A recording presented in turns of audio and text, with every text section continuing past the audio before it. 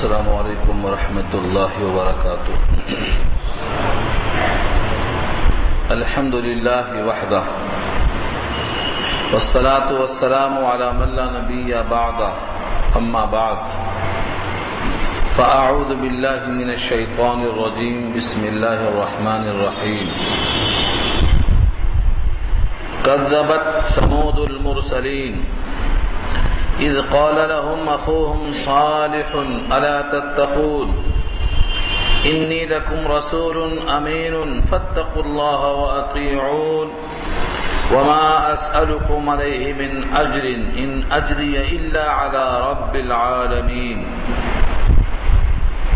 أتتركون فيما هاهنا آمنين في جنات وعيون وزروع ونخل طلعها هضيم وتنحتون من الجبال بيوتا فارهين فاتقوا الله وأطيعون ولا تطيعوا أمر المسرفين إلى آخر الآية. صدق الله العلي العظيم وصدق رسوله النبي الكريم ونحن على ذلك من الشاهدين والشاكرين. اللهم ألهمنا رشدنا وأعذنا من شرور أنفسنا. اللهم وفقنا لما تحب وترضى من القول والفعل والنية. رب اشرح لي صدري ويسر لي أمري واحلل عقدة من لساني يفقهوا قولي. آمین یا رب العالمین. محترم حضرات، معزز سامعین، محترم خواتین، میری ماؤں اور بہنوں، ملی بھائیوں، پیارے بچوں، تلاوت کی ہوئی آیتیں سورہ شعراء 19واں پارہ آیت نمبر 141 سے مضمون شروع ہو رہا ہے. یعنی یہاں سے سورت کا 8واں رکوع شروع ہوگا اور پارے کا 12واں رکوع شروع ہو رہا ہے. جس طرح مختلف انبیاء کرام نے اپنی قوموں کو دعوت دی اور قوم میں سے بعض نے انکار کیا اور بعض نے قبول کیا، اس کے انجام کا تذکرہ آپ سن چکے ہیں. بیان ہی اسی انداز پر حضرت صالح علیہ السلام کا تذکرہ یہاں سے شروع ہو رہا ہے. کذبت ثمود المرسلین، ثمود نے جھٹلایا. ثمود چونکہ قوم کا نام ہے، اس لیے لفظ کذبہ کے بجائے کذبت مؤنث استعمال کیا گیا ہے. ثمود نے یعنی قوم ثمود نے جھٹلایا. مرسلین رسولوں کو، مرسل مفعول ہے، یہ بھیجا ہوا، جمع اس کی مرسلین. ایک رسول یہاں ہیں حضرت صالح علیہ السلام، لیکن ان کی تکذیب کو تشبیہ دیا اللہ نے کہ ایک رسول کو جھٹلانا گویا تمام رسولوں کو جھٹلانے کے برابر ہے، کیونکہ سب نے توحید کی دعوت دی. رسالت، توحید اور یوم آخرت پر یقین، یہ سب کے نزدیک مسلمات میں سے. اذ قال لهم، جب کہا ان سے، اخوہم ان کے بھائی یعنی صالح علیہ السلام، الا تتقون، کیا تم ڈرتے نہیں ہو؟ یعنی اللہ تعالیٰ کا حکم توڑنے میں تم کو خوف نہیں ہوتا. انی لکم رسول امین، بے شک میں ہوں تمہارے لیے رسول امانت دار. امانت دار کا مطلب یہی ہوتا ہے کہ میں جوں کا توں اللہ کا پیغام تم کو پہنچانے والا ہوں، اس میں کسی قسم سے کوئی ملاوٹ نہیں. فاتقوا اللہ واطیعون، پل اللہ سے ڈرو اور میری اطاعت کرو. ہر رسول نے یہی پیغام دیا ہے کہ اللہ سے ڈرو اور میری اطاعت کرو. اطاعت کا مطلب جس طرح میں اللہ کا حکم پورا کرتا ہوں اور اللہ کے بتائے ہوئے طریقے پر چلتا ہوں، تم ہو بہو میری نقل کرو، میں چل کے بتاتا ہوں. وما اسألکم علیہ من اجر، اور میں تم سے اس پر کوئی اجرت محنتانہ طلب نہیں کرتا. ما اسألکم، نہیں سوال کرتا ہوں میں تم سے، علیہ اس کام پر، من اجر کسی قسم کا صلہ، اجرت، محنتانہ، حق و خدمت کچھ نہیں. ان اجری الا علی رب العالمین، نہیں ہے میرا بدلہ مگر رب العالمین کے ذمہ۔ جو کچھ بھی مجھے اس پر صلہ لینا ہے وہ جس نے مجھے بھیجا ہے پیغام پہنچانے کے لیے، وہ سارے جہان کا رب ہے، اسی کے ذمہ ہے اس کا حق الخدمت۔ قوم کو ہوش میں لانے کے لیے کہ میں تم سے بے غرض ہوں، مجھے تم سے کچھ حاجت نہیں ہے، یہ پیغام پہنچانے کے بعد قوم کے اندر جو سرور اور مستی تھی، دنیا کی لذت میں مست پڑے ہوئے تھے، ان کو جھنجھوڑنے کے لیے یہ پیغام دیا کہ تم جہاں پر ہو، جس مستی میں ہو، ہمیشہ ایسا نہیں رہو گے۔ تمہارا وقت آہستہ آہستہ گزر جا رہا ہے، جو تمہارا امتحان تھا ختم ہو رہا ہے۔ تم نے کیا لکھا امتحان گاہ میں، تمہاری حیات میں کیا عمل ہوا ہے، یہاں سے اس کی وضاحت شروع ہو رہی ہے۔ اتترکون، کیا تم چھوڑ دیے جاؤ گے؟ ترکا سے ترکا یترکو مانے چھوڑ دینا، متروک ہو جانا۔ اتترکون، کیا تم چھوڑ دیے جاؤ گے؟ فیما ہا ہونا آمنین، آمنین امن کے ساتھ رہنے کے لیے، اسی خوشحالی میں جس میں تم ہو، ایسا چھوڑ دیے جاؤ گے؟ ہمیشہ یہ سرور، یہ مستی، یہ کیف ہمیشہ باقی رہے گا؟ یہ سوال کیا تھا، کیونکہ اکثریت اسی میں لگی ہوئی ہے، عیش و مستی کے اندر۔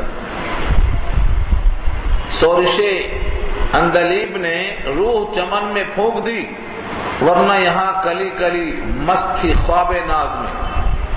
انبیاء نے سور پھونکا کہ تمہارا یہ سرور ہمیشہ نہیں رہے گا، تم کو یہاں سے منتقل ہونا ہے، تمہارا شباب زوال پذیر ہے، دن بدن تمہارے تغیرات بتا رہے ہیں کہ تم چلنے والے ہو۔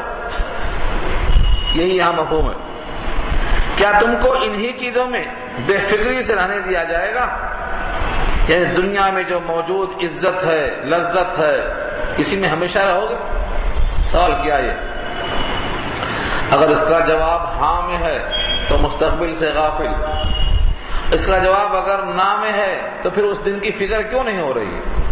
یہ کہا گیا اتترکون، کیا تم ترک کر دیے جاؤ گے؟ فیما ہاہنا آمنین، فیما ان تمام چیزوں میں جو یہاں پر تم کو حاصل ہیں، آمنین امن کے ساتھ، سکون کے ساتھ۔ یعنی کیا کیا نعمتیں ہیں؟ ان میں سے چند کا ذکر کیا ہے جو بہت زیادہ محیط ہے، ورنہ تمام نعمتوں کا ذکر کرنا تو ممکن ہی نہیں، انسان شمار کرنے پر بھی قادر نہیں۔ اللہ کی اتنی نعمتیں ہیں، گننا چاہو تو نہیں گن سکتے۔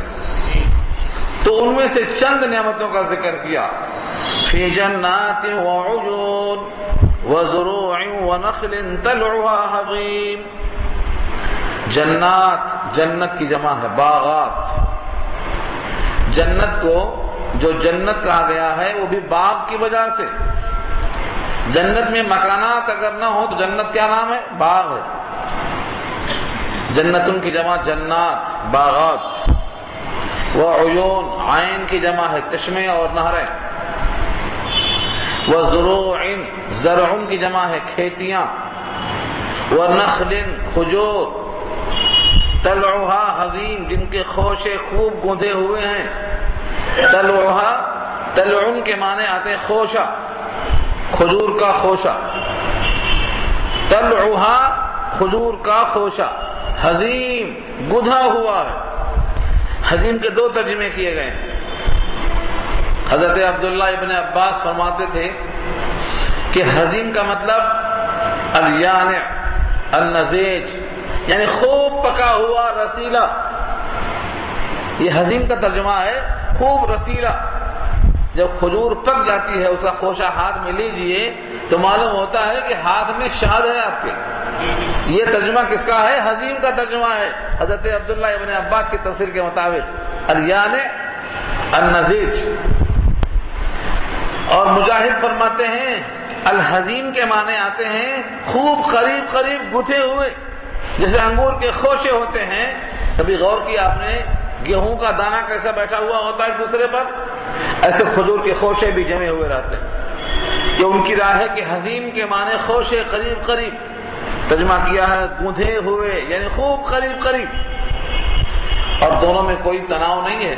حزین سے مراد خوب قریب قریب اور خوب رسیلے اور خوب پکے ہوئے، تم ان لذتوں میں ہمیشہ رہیں گے؟ یہ سوال کیا اللہ نے۔ دنیا کی ہر چیز فانی ہے، فنا ہونے والی ہے، جب وہ چیزیں ہمیشہ نہیں رہیں گی تو تم بھی اس میں ہمیشہ نہیں رہو گے۔ وَتَنْحِتُونَ مِنَ الْجِبَالِ بُيُوتًا فَارِهِينَ۔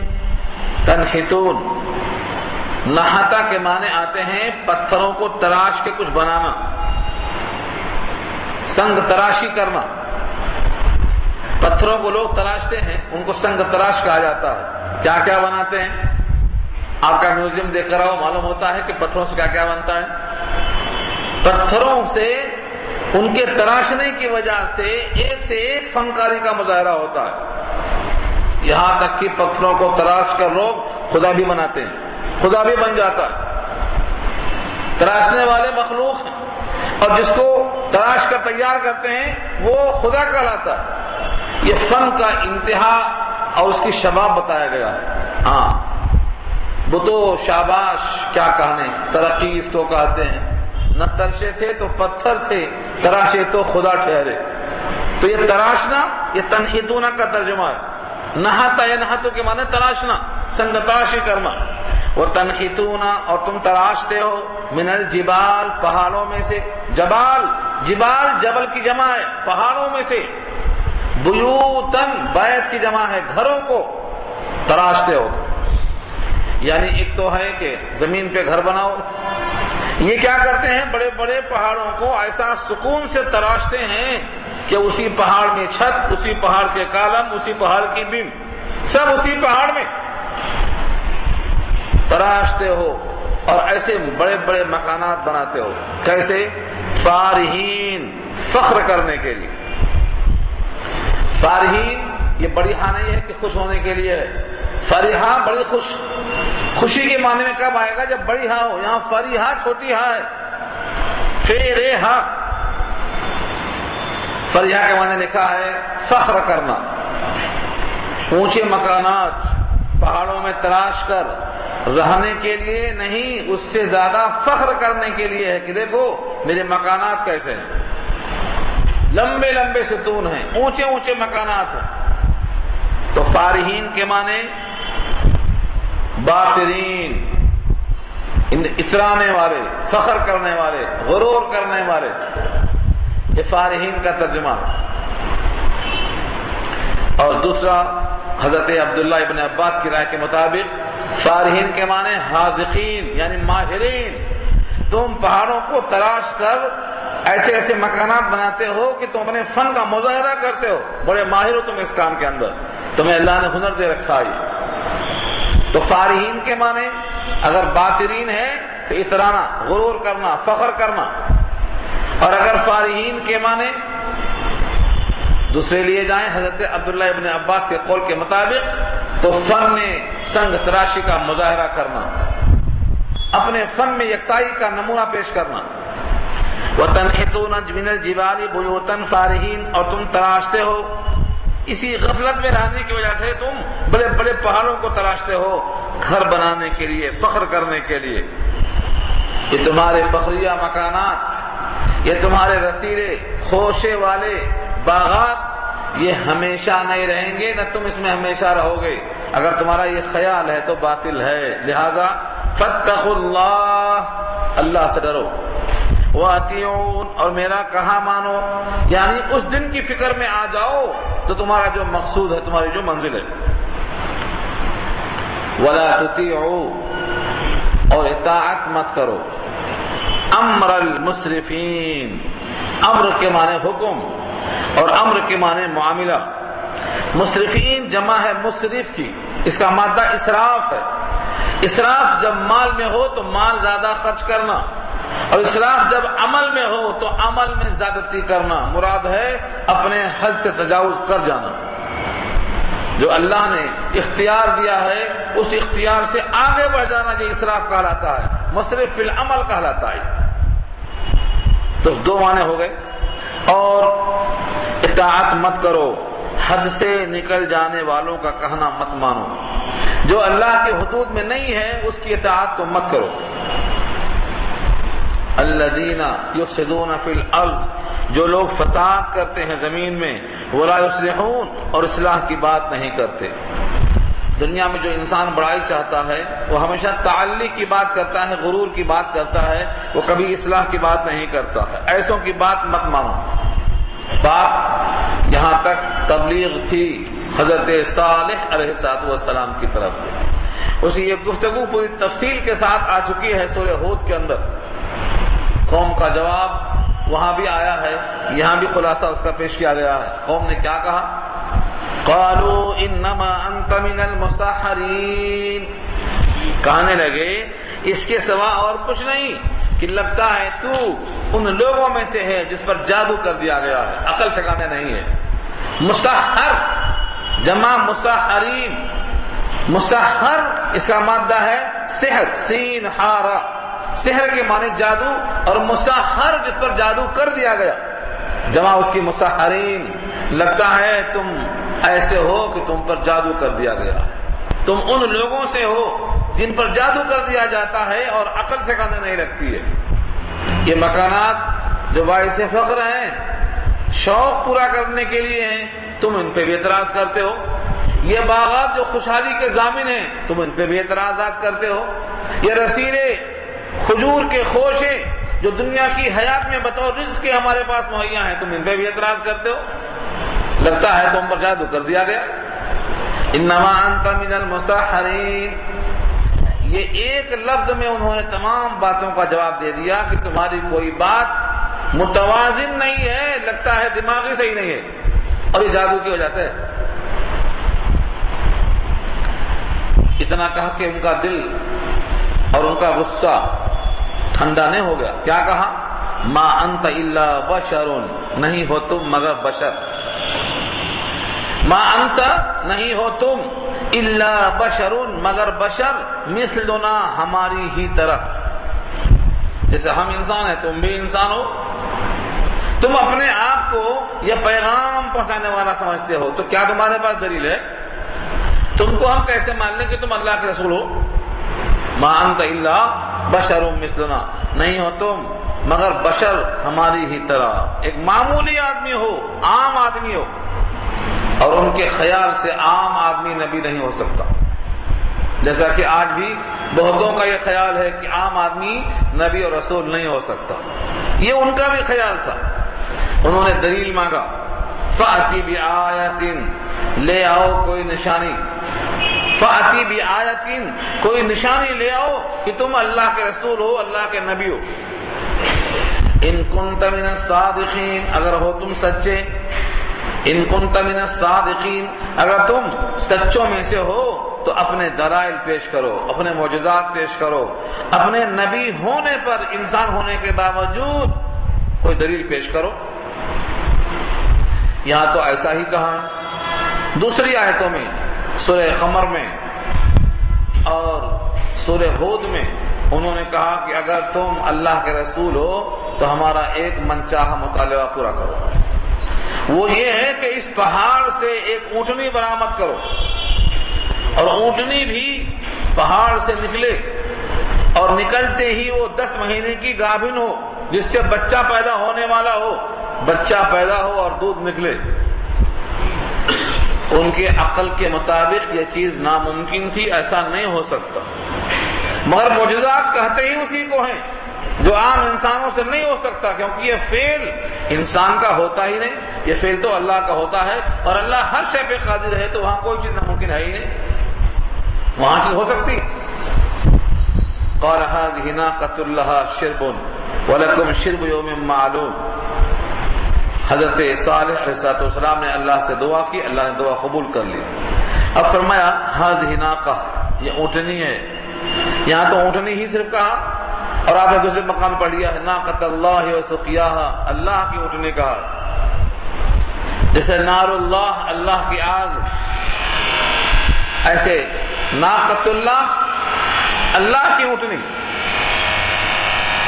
تو اللہ کی اونٹنی کہنا اور ناقۃ اللہ کہنا، یہ دونوں چیزیں اس لیے ہیں کہ وہ اللہ کا عمل ہے. ناقۃ اللہ اللہ کے اونٹنے، اور نار اللہ اللہ کی آگ، اللہ کی طرف عمل منسوب ہے. ناقۃ اللہ یہ اللہ کی اونٹنی ہے. یہاں اشارہ کیا اس کی طرف، چونکہ یہ واقعہ تفصیل سے سورہ ہود میں آ چکا ہے، سورہ انبیاء میں آ چکا ہے، کئی مقامات پہ آ چکا ہے. تو اس بیان شدہ واقعے کو اجمالاً نقل کر کے انجام دکھانا مقصد ہے کفار قریش کو. ہذہ ناقۃ یہ اونٹنی ہے، لہا شربن اس کے لیے پانی پینے کی باری ہے، وَلَكُمْ شِرْبُ يَوْمٍ معلوم اور تمہارے واسطے ایک دن متعین ہے باری پانی پینے کے واسطے. تفسیر میں لکھا ہے کہ پورا پانی یہ اونٹنی پی جاتی تھی جس دن باری ہوتی تھی، ایک قطرہ پانی نہیں چھوڑتی تھی. اور جب دوسرے دن قوم کی باری ہوتی تھی تو یہ پانی نہیں پیتی تھی، ان کا بھی لحاظ کرتی تھی. انہوں نے کہا یہ اونٹنی کو جو پورا پانی پی جا رہی ہے اس کو ہم کب تک برداشت کریں گے، اس کو ختم کر دیں گے. حالانکہ ان سے یہ کہا گیا تھا کہ اس کو ہاتھ مت لگانا، ولا تمسوها اور اس کو مت چھونا، ولا تمسو مس یمسو ٹچ کرنا، چھونا. ہاں کی ضمیر لوٹتی ہے ناقہ کی طرف. ولا تمسوها بسوء برائی کی نیت سے اس کو چھونا بھی نہیں. فَيَأْخُذَكُمْ ورنہ تم کو پکڑ لے گا عذاب یوم عظیم بڑے دن کا عذاب. بڑے دن کا عذاب. بڑا دن کیوں کہا؟ کیونکہ ان کے حق میں جو واقعہ پیش آیا یہ تاریخ میں بہت بڑا دن بن گیا کہ پوری قوم ختم کر دی گئی، پوری قوم ختم کر دی گئی. فَعَقَرُوهَا انہوں نے اس کی کوش کاٹ دیا. عقرہ فتعاتا فعقر کہا ہے سورہ قمر کے اندر. ایک شخص نے تلوار کو لیا اور اس کی کونچ کو کاٹ دیا. کونچ کہتے ہیں اونٹنی کے پیر میں جو پیچھے سے رگ ہوتی ہے اسے عقر کہتے ہیں. جسے انسان کے ایڑے سے اوپر جو موٹی رگ ہوتی ہے اس کو بھی عقر کہتے ہیں. یعنی ایسی رگ کاٹ دیا جس کے بعد اس کا جینا ممکن نہیں. یہ ہے فعقر. فعقروہا انہوں نے اس اونٹنی کو پکڑا اور اس کی رگ کو، پیر کی رگ کو کاٹ دیا. یہاں مطلق معنی میں لیا ہے فعقروہا اسے قتل کر ڈالا. فاصبحوا نادمین اپنی حرکت پر نادم ہو گئے. جب صبح ہوئی تو پشیمان ہوئے.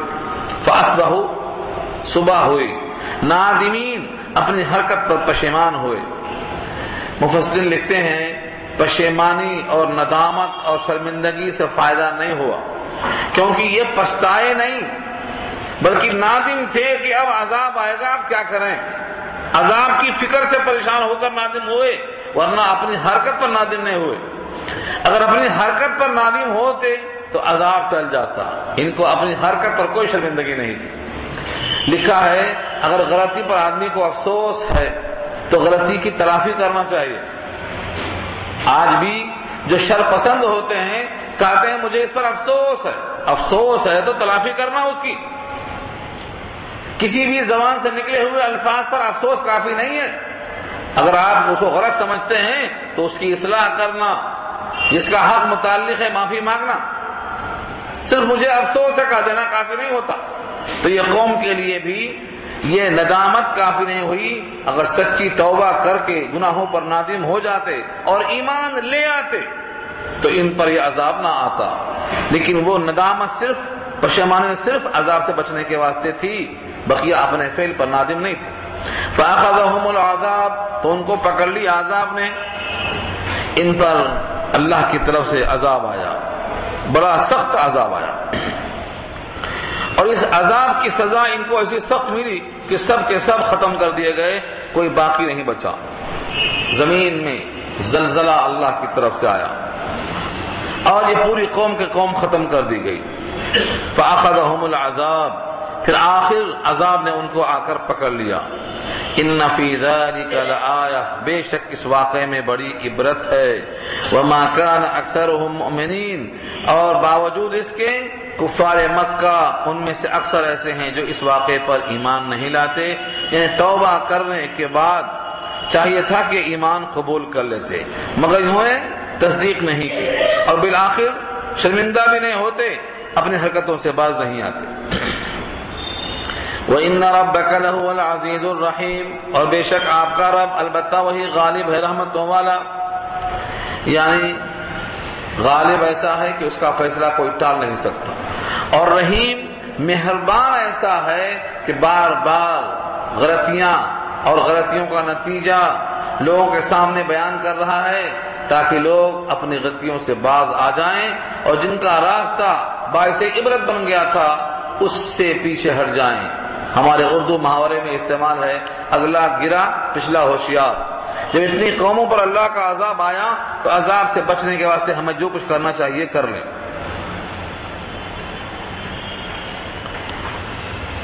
اللہ تعالیٰ نے اس واقعے کو بیان کر کے کفار قریش کو بتایا کہ تم بھی اگر نبی کی مخالفت کرو گے تو تم پر بھی ایسا ہی سخت عذاب آئے گا۔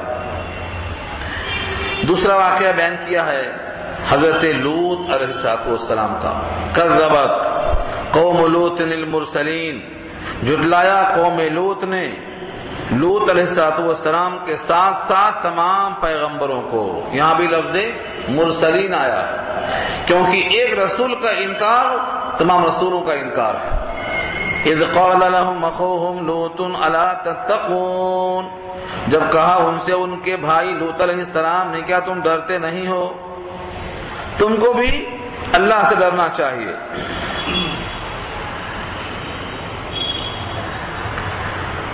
انی لکم رسول امین، بے نہیں وہی الفاظ جو اس سے پہلے سن چکے ہیں، صالح علیہ السلام، ہود علیہ السلام اور نوح علیہ السلام، ہر پیغمبر نے وہی بات کہی، انی لکم رسول امین، بے شک میں تمہارے واسطے رسول ہوں امانت دار، یعنی قاصد کا کام یہ ہے کہ پیغام جو کا تم پہنچائے، ملاوٹ نہ کرے۔ ملاوٹ کا وبال بڑا سخت ہوتا ہے۔ نبی صلی اللہ علیہ وسلم اللہ کا پیغام امت کو من معن پہنچا کر گئے اور پوری قوم نے گواہی دی، اور ملاوٹ پر بڑی سخت وعید نے بتایا، جو میرے دین میں ملاوٹ کرے گا، نئی چیزیں ایجاد کرے گا، وہ نبی صلی اللہ علیہ وسلم کے ہاتھوں سے جام کوثر نصیب نہیں پائے گا۔ فرمایا کہ جو دین میں اضافہ اور کمی کرے گا میرے ہاتھ سے جام کوثر کا حق کھو دے گا۔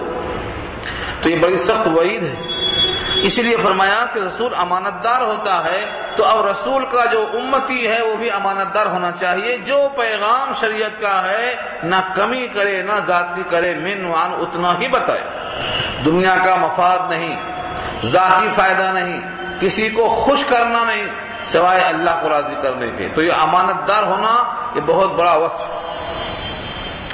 فاتقوا اللہ واطیعون، سو ڈرو اللہ سے اور میری اطاعت کر لو۔ وما اسألکم علیہ من اجر، اور میں تم سے سوال نہیں کرتا اس پر کسی سرے کا، کوئی اجرت کوئی محنتانہ تم سے نہیں چاہیے۔ ان اجری الا علی رب العالمین، نہیں ہے میرا بدلہ مگر رب العالمین کے ذمہ۔ اللہ تعالیٰ نے اپنے ذمہ لے رکھا، کیونکہ کائنات کے لوگ انبیاء کو کیا دے سکتے ہیں؟ انبیاء کو تو اللہ نے ایسا دل دیا ہے جو غنی ہے، کسی چیز کی طرف کوئی خواہش نہیں، کوئی حاجت نہیں، ان کو اللہ سے لینا آتا ہے اور اللہ ان پہ مہربان ہوتے ہیں، اللہ کی صفت رحیم ہے، اسی لیے بندوں سے صلہ لینے کا تصور نہیں۔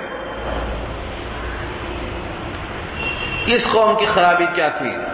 خاص طور سے یہ لوگ جنسی طور پر عورتوں کے بجائے اپنی خواہشیں مردوں سے پوری کرتے تھے، یہ ان کی خرابیوں میں سے ایک خرابی تھی۔ ان کی بہت سی خرابیاں تھیں، سورہ انبیاء پارہ 17 میں یہ بحث تفصیل سے آ چکی ہے۔ تعمد الخبائث، یہ گندے گندے کام کرتے تھے، کئی گندے کام کرتے تھے، ان میں سے ایک کا ذکر یہاں بھی کیا گیا۔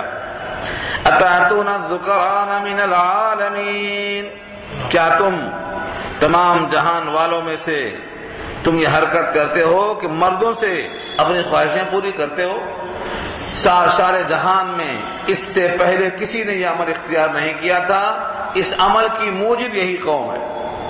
فرمایا اتعتون، کیا تم آتے ہو الذکران، مذکر کے پاس یعنی مردوں کے پاس، من العالمین، سارے جہان میں سے، وَتَذَرُونَ مَا خَلَقَ لَكُمْ رَبُّكُم مِّنْ أَزْوَاجِكُمْ، اور چھوڑ دیتے ہو ان کو جو پیدا کیا ہے تمہارے لیے تمہارے پروردگار نے، یعنی تمہاری بیویاں، ان کو تم چھوڑ دیتے ہو، یعنی مردوں سے خواہشیں پوری کرتے ہو اور تمہاری خاطر جو پیدا کیا ہے اللہ نے خواہشیں پوری کرنے کے لیے ان تمام عورتوں کو تم چھوڑ دیتے ہو۔ یہ ان کی غلطی اور تنبیہ کی جا رہی ہے۔ یہاں پر ایک عربی لفظ ہے جو تشریح طلب ہے، وہ کیا ہے؟ من ازواجکم، وَتَذَرُونَ مَا خَلَقَ لَكُمْ رَبُّكُم مِّنْ أَزْوَاجِكُمْ، اور چھوڑ دیتے ہو اس کو جو تمہارے لیے پیدا کیا ہے تمہارے پروردگار نے، یعنی تمہاری بیویاں۔ تو اگر یہ من بیانیہ ہے تو یعنی کے معنی میں یعنی تمہاری بیویاں۔ بعض مفسرین لکھتے ہیں کہ یہاں پر من بیانیہ کے بجائے اگر من تبعیضیہ لیا جائے تو بیوی کے جسم سے بھی اسی مقام سے استفادہ درست ہے جہاں اللہ نے استفادے کا حکم دیا ہے۔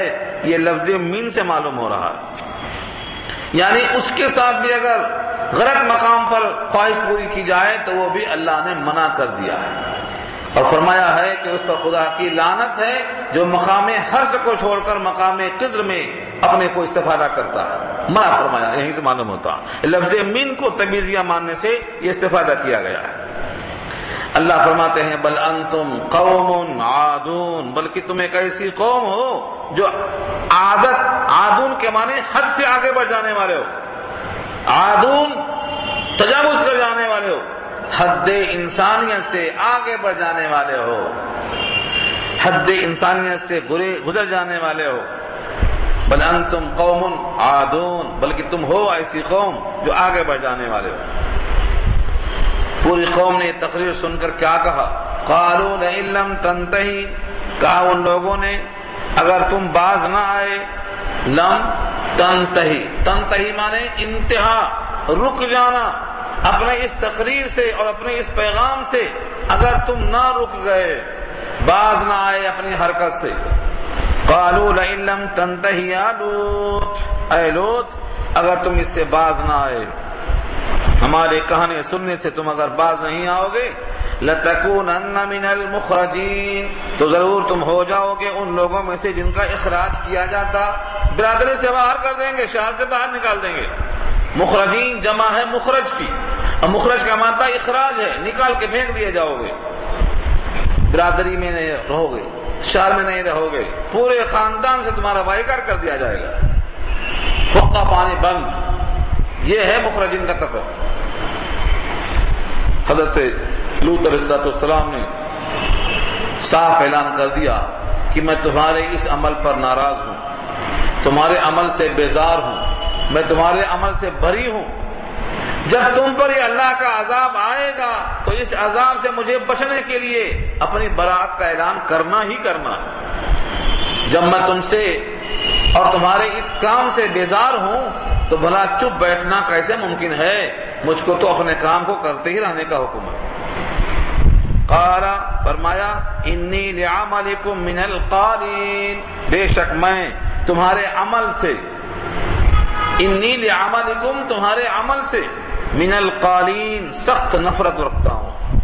قالین ہمارے اردو میں قالین کہتے ہیں فرش کو، عربی میں قالین کے معنی فرش کے نہیں آتے۔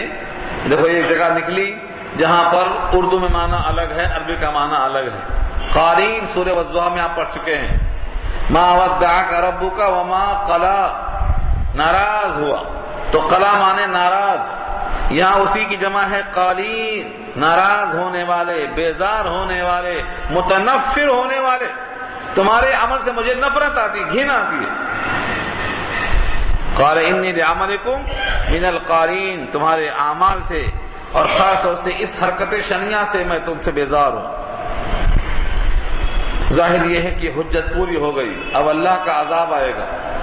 فرمایا ربی نجینی واہلی مما یعملون، اے میرے پروردگار مجھ کو اور میرے اہل کو نجات دے دیجیے، مما یعملون ان تمام اعمال کی خرابیوں سے جو وہ لوگ کر رہے ہیں۔ ظاہری ہے کہ ان کا عمل خراب ہے، آپ کو ناراضگی کا سبب بن رہا ہے، اور ناراضگی پر اللہ کا عذاب آنا یقینی ہے، لہذا ان کے عمل کی پاداش سے میں نجات چاہتا ہوں، مجھے بچا لیجیے۔ اس کا مطلب یہ ہوا جب آدمی مجرموں کے ساتھ ہوگا، گنہگاروں کے ساتھ ہوگا، تو جو آفت اس گنہگار پر آئے گی یہ ساتھی اس کا بچ نہیں سکتا جب تک کہ اللہ کی پناہ نہ چاہے۔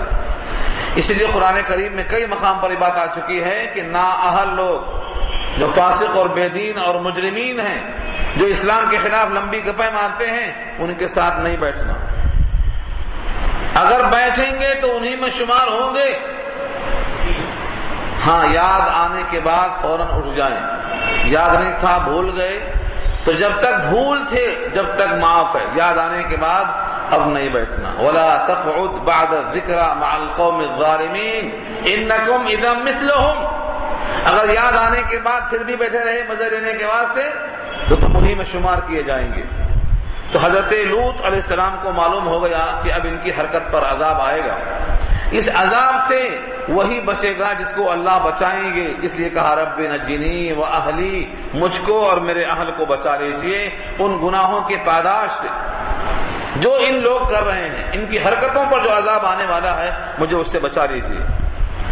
اللہ فرماتے ہیں فنجینا، ہم نے ان کو بچا لیا، نجات دے دیا۔ فنجیناہ واہلہ اجمعین، پھر ہم نے ان کو نجات دے دیا اور ان کے اہل کو، سب کے سب۔ اجمعین کے بعد لام الف لا بنا ہے، اسٹاپ نہیں، کیونکہ آگے اسی سے استثناء ہے، الا عجوزا، مگر ایک بڑھیا فی الغابرین، رہ گئی، رہ جانے والوں میں سے۔ غابرین جمع ہے غابر سے، اور غبرہ کے معنی آتے ہیں صبح صبح جب آپ دیکھیں فجر سے پہلے تو سب تارے چھپ جاتے ہیں، اکا دکا تارے نظر آتے ہیں، وہ باقی رہ جانے والے تاروں کو غابر کہا جاتا ہے، یعنی سب کے سب چھپ گئے، اکا دکا رہ گئے، ایسے باقی کو غابر کہا جاتا ہے۔ اللہ فرماتے ہیں پوری قوم کو، تمہارے اہل کو، جو تمہارے متعلقین تھے، ہم نے سب کو نجات دے دیا، مگر ایک بڑھیا رہ گئی رہ جانے والوں میں سے، یعنی جن پر عذاب آنے والا ہے ان میں رہ گئی، نجات والوں میں شامل نہیں ہو سکی۔ وہ کون ہے بڑھیا؟ حضرت لوط علیہ السلام کی بیوی ہے، پیغمبر ہے۔ دنیا کے لوگ انسانوں کو سمجھتے ہیں کہ ان کے پاس سب کچھ ہے، وہ مختار کل ہیں، جو چاہیں کر سکتے ہیں، اللہ کے عذاب سے پیغمبر ہو کر اپنی بیوی کو نہیں بچا سکتے، کیونکہ یہ کافرہ تھی اور یہ قوم کی اس حرکت پر ناخوش نہیں تھی۔ بلکہ آپ کو معلوم ہوگا، تفصیلی بحث پیچھے آ چکی ہے، جب فرشتے آئے قوم لوط کی بستی کو الٹنے کے واسطے تو مرد کی شکل میں آئے، امرد کی شکل میں آئے، اور ان فرشتوں کے گھر پہ آنے کی خبر اسی عورت نے دیا تھا محلے والوں کو۔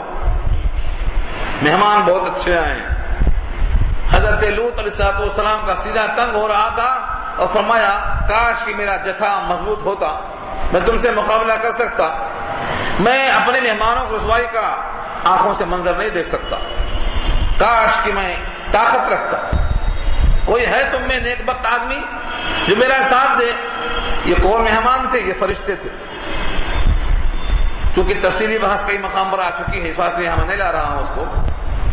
فرشتوں نے کہا گھبراؤ مت، ہم تک ان کا ہاتھ نہیں پہنچے گا، لَن يَصِلُوا إِلَيْكَ، وہ اپنا ہاتھ کتنا بھی ہاتھ چلائیں گے ہم تک نہیں پہنچے گا، ہم تو رنگے ہاتھوں ان کو پکڑنے کے واسطے بھیجے گئے ہیں۔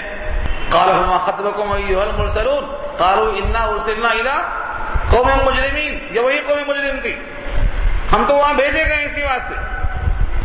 تو قوم کو خبر دینے والی یہ بڑھیا تھی۔ اب سوال یہ ہوتا ہے، یہ ایک پیغمبر کی بیوی ہے، پیغمبر، نبی اور نبوت کا پیغام دینے والے، سب کے دل میں ایمان بٹھانے والے، مگر بیوی ایمان میں داخل نہیں ہوئی، کافرہ ہی رہ گئی اور قوم کے خوشیوں میں شریک ہوتی رہی۔ کیوں؟ کیونکہ دل پر قبضہ صرف اللہ کا، دل کو پلٹنا یہ اختیار اللہ نے کسی کو نہیں دیا۔ اب تصرف کیا ہے؟ صوفیہ کی اصطلاح میں تصرف کیا ہے؟ یہ بحث یہاں نہیں آئے گی، سورہ نمل میں آئے گی، جہاں تخت سلیمان لایا جائے گا جو 7 محلوں میں بند ہے۔ وہ تصرف کیسا تھا؟ تصرف ایک اصطلاح ہے، لیکن حقیقت تو یہی ہے کہ اللہ تعالی دلوں پر قادر ہیں، جس کا دل چاہیں جس طرف چاہیں پلٹ دیں۔ حضرت ابراہیم کے والد آزر، ان کے دل میں کفر ہے، ایمان کو داخل کرنے کی بڑی کوشش کیا ابراہیم علیہ السلام نے، مگر نہیں داخل کر سکے، پیغام پہنچایا۔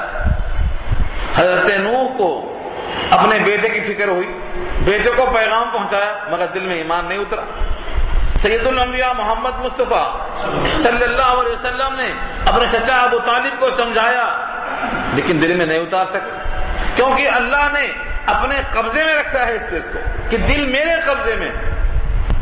بلکہ آگے چڑھ کے بولتا ہوں میں، سید الانبیاء محمد مصطفیٰ صلی اللہ علیہ وسلم نے اپنے بیویوں کے درمیان مساوات کے سلسلے میں اللہ سے دعا کی تھی، جو میرے قبضے میں ہے میں نے برابر تقسیم کر دیا ہے، لیکن جو چیز میرے قبضے میں نہیں ہے، دل کا میلان بیوی عائشہ کی طرف زیادہ ہے، میرا اس میں مواخذہ نہ کرنا۔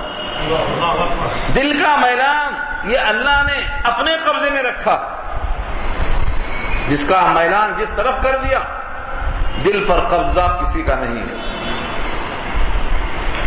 دل اللہ کے قبضے قدرت میں ہے، تمام قلوب رحمان کی چٹکیوں میں ہوتے ہیں۔ انا ملک الملوک وقلوب الملوک فی بیدی اقلب کیف اشاء۔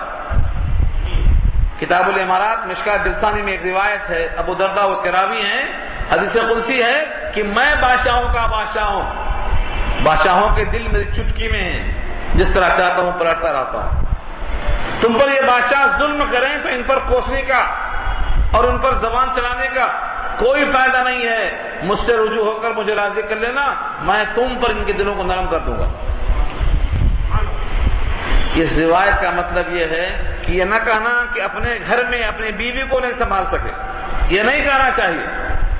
کسی عالم کے گھر میں اگر کوئی بچہ خراب ہے تو عالم کا کوئی قصور نہیں سمجھنا، کسی عالم کے گھر میں کچھ خرابی ہے تو اس کا کوئی دخل نہیں سمجھنا۔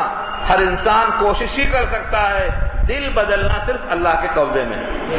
یہ نمونہ اس بات سے پیش کیا کہ لوط علیہ السلام کی بیوی پیغمبر کی بیوی ہے، لیکن کافرہ ہے اور عذاب پانے والوں میں رہ جانے والی ہے۔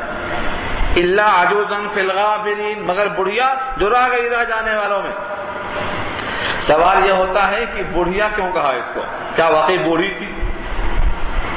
اگر واقعی بوڑھی ہے تب تو کوئی حرج نہیں ہے کہ کسی بوڑھی کو بڑھیا کہہ دیا جائے، لیکن اگر یہ بوڑھی نہیں ہے تو پھر عجوزن کیوں کہا اللہ نے؟ شارحین لکھتے ہیں کہ حضرت لوط علیہ السلام نے ان فرشتوں سے کہا تھا، جو سورہ ہود میں آ چکا، ہاؤلائی بناتی، یہ میری بیٹیاں ہیں۔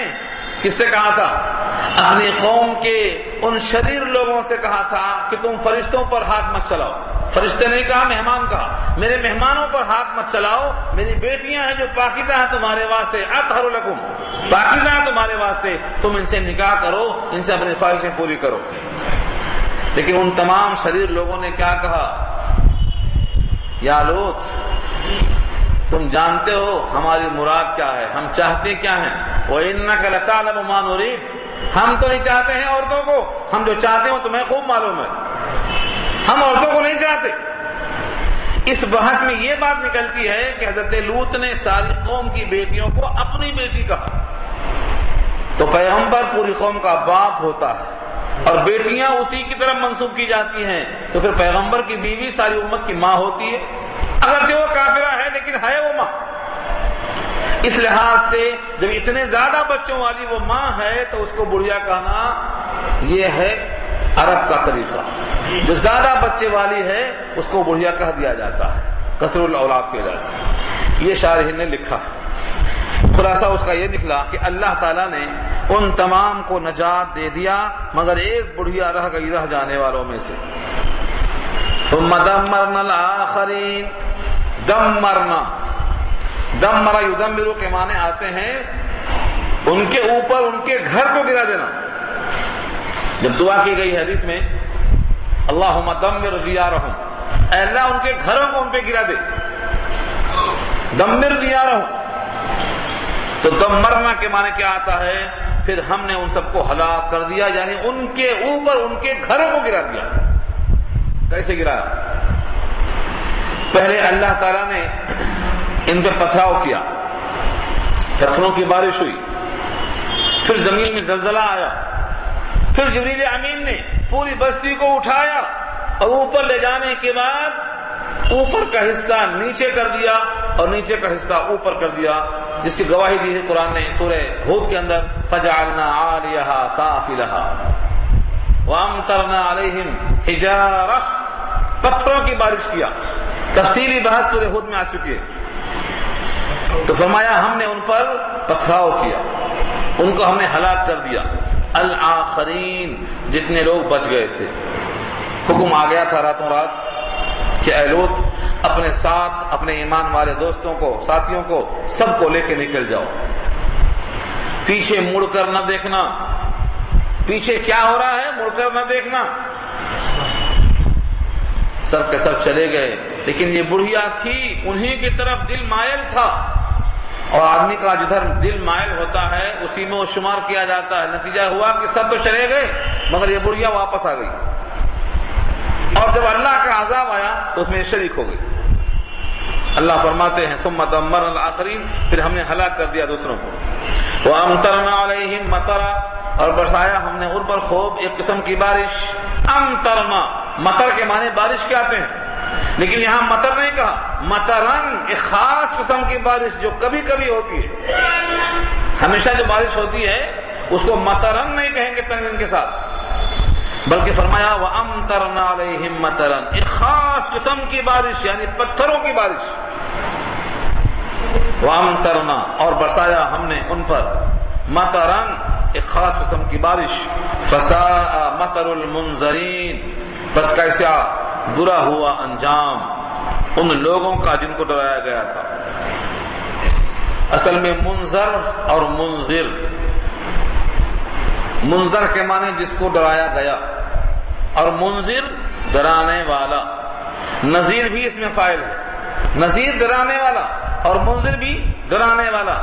لیکن جب زبر آ جائے منذر تو جس کو ڈرایا گیا یہ مفعول ہے، اس کا آبجیکٹ ہے، یہ جمع ہے منذرین. فرمایا کہ جن کو ڈرایا گیا ہے ان پر جو برسات ہوئی ہے وہ برسات بہت بری ہوئی ہے، کیونکہ پہلے پتھروں کی بارش ہوئی، پھر زلزلہ آیا، پھر نیچے کا نظام تہوبالا کر دیا گیا، ان کے گھروں کو، ان کی زمینوں کو ان پر پلٹا دیا گیا. جہاں پلٹایا گیا ہے وہ مقام بحر میت کہلاتا ہے، ڈیڈ سی. وہ آج بھی اپنے نظارے کو پیش کرتا ہے کہ آ کر دیکھ لو اس پانی میں کوئی میڈک، کوئی مچھلی آج بھی زندہ نہیں ہے، آج بھی. اب وہاں پر اسرائیل نے فیکٹری لگا رکھی ہے، نمک پیدا کرتی ہے، اور وہاں پر پکنک کا بنا دیا ہے، تفریح بنا دیا. ابھی ایک حال میں سیاح آئے، ان تمام نے دکھایا منظر وہاں کا، کیونکہ ان کے دماغ میں یہ ہے کہ اسلام کی مخالفت بہرحال کرنا ہے. جہاں سے روتے ہوئے گزر جانا ہے یہ وہاں ٹھہر کے تماشاگاہ بنانے کا انتظام کر رہے ہیں، کیونکہ مزاج میں مخالفت اسلام کی ہے. مگر ہم ہیں کہ ہم ان کی ہر چیز استعمال کر رہے ہیں، ہر سامان ان کا استعمال کر رہے ہیں. اندر غصہ ہے لیکن اوپر سے ان کے ہم غلام بن کے بیٹھے ہیں. ان کا کوئی بھی پیدا کیا ہوا کارآمد سامان ہم سے ہی ختم ہو رہا ہے. ہمیں چاہیے کہ اپنے آنکھ کھولیں اور خیر القرون میں جو چیزیں استعمال ہوتی تھی نبی کے زمانے میں اسی کا استعمال کریں. امت کے لیے نبی صلی اللہ علیہ وسلم کا نمونہ بہت کافی ہے، حیات گزارنے کے واسطے تمام چیزیں کافی ہیں. اللہ فرماتے ہیں ان فی ذلک لآیہ، بے شک اس واقعے میں نشانی ہے، عبرت ہے. وما کان اکثرهم مؤمنین، اور نہیں ہے ان میں سے اکثر لوگ ایمان لانے والے. یعنی کفار مکہ ایسے واقعات کو سن کر دیکھ کر پھر بھی ان کی آنکھیں نہیں کھلتی ہیں، وہ ایمان نہیں لاتے. وَإِنَّ رَبَّكَ لَهُوَ الْعَزِيزُ الرَّحِيمُ، اور بے شک آپ کا پروردگار البتہ بڑی قدرت والا ہے، اور بہت رحمت والا ہے۔ عزیز سے مراد قدرت ہے، جس قوم پر چاہے ایسی آفت نازل کرنے پر وہ قادر ہے، یہ عزیز کا ترجمہ ہے۔ اور رحیم ہے کہ بہت سے واقعات کو سنا کر سنبھلنے کا موقع عطا فرماتا ہے، جو اس کی رحمت کا تقاضا ہے۔ اگر اب بھی کفار قریش ان باتوں کو مان کر ایمان لے آئیں تو ان کو ایمان کے طفیل میں آئندہ راستہ ہموار ملے گا، یہ دعوت دی گئی ہے۔ اور قیامت تک کے واسطے قرآن کریم میں نقل کر کے جتنے لوگ آج بھی ایمان سے خالی ہیں ان کو دعوت دینے کے واسطے اس کو پیش کیا گیا ہے۔ یہاں تک رکوع مکمل ہو گیا۔ اب یہاں سے دوسرا واقعہ شروع ہوتا ہے حضرت شعیب علیہ السلام کا۔